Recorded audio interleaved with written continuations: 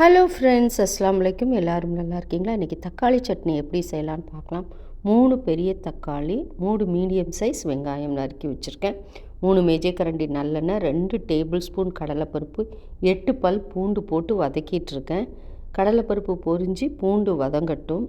அப்புறம் வெங்காயம் சேர்த்துக்கலாம். ஒரு 4 மிளகாய் வத்தலும் சேர்த்து வெங்காயம் சேர்த்து வதக்கிக்கோங்க. தேவைக்கு உப்பு போட்டுக்கோங்க. வெங்காயம் கண்ணாடி பதம் வரணும். வந்ததுக்கப்புறம் நம்ம நறுக்கி வச்சுருக்க 3 பெரிய தக்காளி போட்டிருக்கோம். அப்புறம் மிளகாத்தூள் ஒரு 2 டீஸ்பூன் காஷ்மீரி சில்லி பவுடர் தான் சேர்த்துருக்கேன். 4 மிளகாய் வத்தல் சேர்த்துருக்கோம்.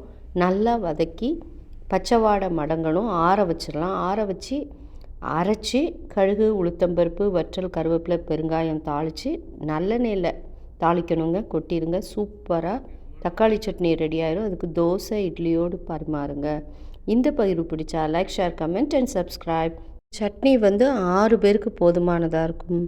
தேங்க்ஸ் ஃபார் வாட்சிங். மிக்க நன்றி ஃப்ரெண்ட்ஸ்.